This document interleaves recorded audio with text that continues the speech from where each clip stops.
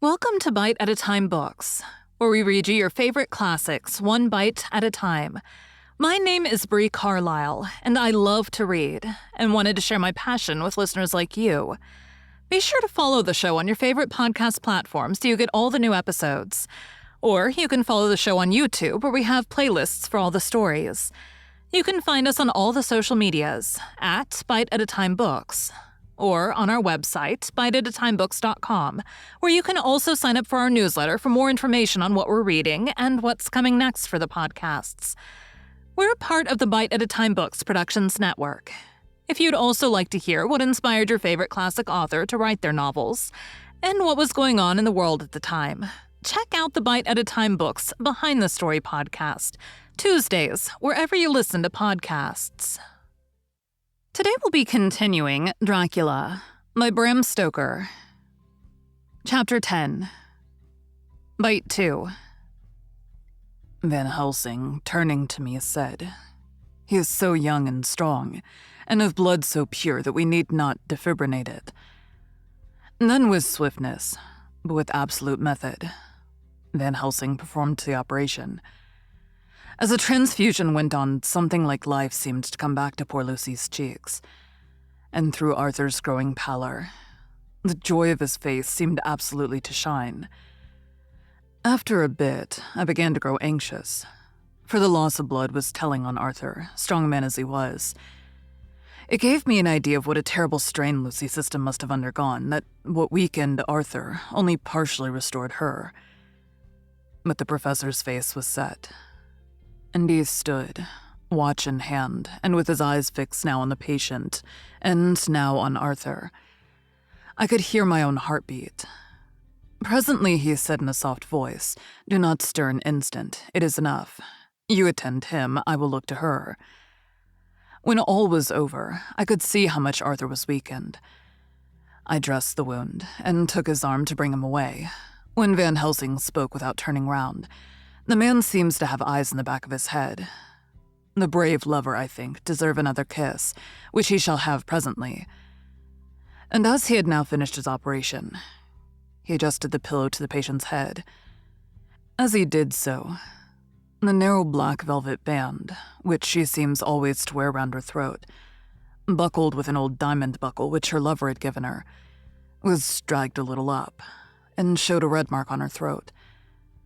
Arthur did not notice it, but I could hear the deep hiss of indrawn breath, which is one of Van Helsing's ways of betraying emotion. He said nothing at the moment, but turned to me, saying, "Now take down our brave young lover, give him of the port wine, and let him lie down a while. He must then go home and rest, sleep much and eat much, that he may be recruited of what he is so given to his love. He must not stay here. Hold a moment. I may take it, sir, that you are anxious of result.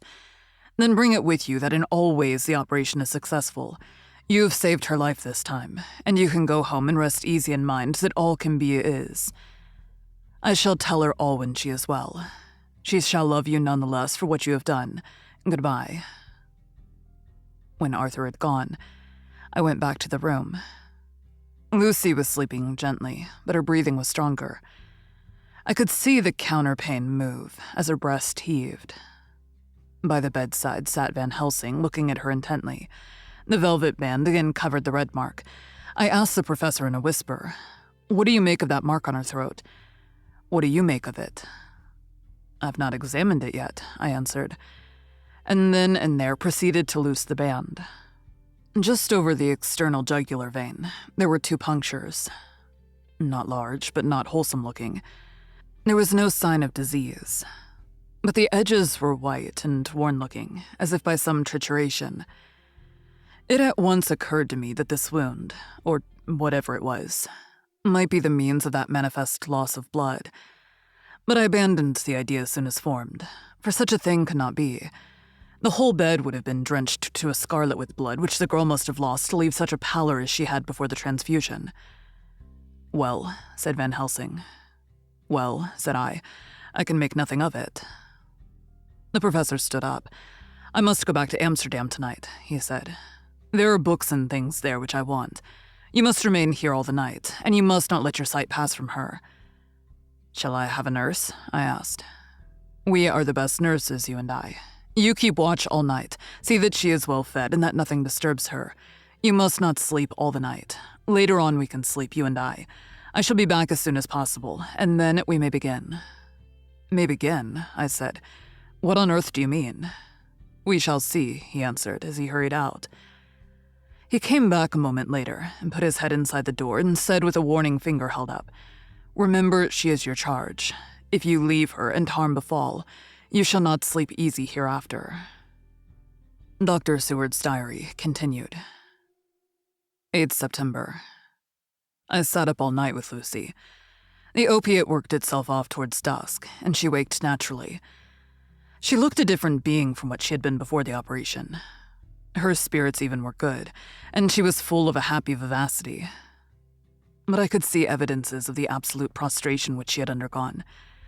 When I told Mrs. Westenra that Dr. Van Helsing had directed that I should sit up with her, she almost pooh-poohed the idea, pointing out her daughter's renewed strength and excellent spirits. I was firm, however, and made preparations for my long vigil. When her maid had prepared her for the night, I came in, having in the meantime had supper, and took a seat by the bedside. She did not in any way make objection, but looked at me gratefully whenever I caught her eye. After a long spell, she seemed sinking off to sleep, but with an effort seemed to pull herself together and shook it off. This was repeated several times, with greater effort, and with shorter pauses as the time moved on. It was apparent that she did not want to sleep, so I tackled the subject at once. You do not want to go to sleep? No, I'm afraid. Afraid to go to sleep. Why so? It is a boon we all crave for. Not if you were like me. If sleep was to you a presage of horror. A presage of horror? What on earth do you mean? Oh, I don't know. And that is what is so terrible. All this weakness comes to me in sleep, until I dread the very thought. But my dear girl, you may sleep tonight. I am here watching you, and I can promise that nothing will happen. I can trust you. I seized the opportunity and said, I promise you that if I see any evidence of bad dreams, I will wake you at once. You will? Oh, will you really? How good you are to me. Then I will sleep. And almost at the word, she gave a deep sigh of relief and sank back asleep. All night long I watched by her. She never stirred, but slept on and on in a deep, tranquil, life-giving, health-giving sleep. Her lips were slightly parted, and her breast rose and fell with the regularity of a pendulum.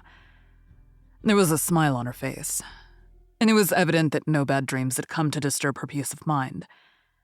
In the early morning her maid came, and I left her in her care and took myself back home, for I was anxious about many things.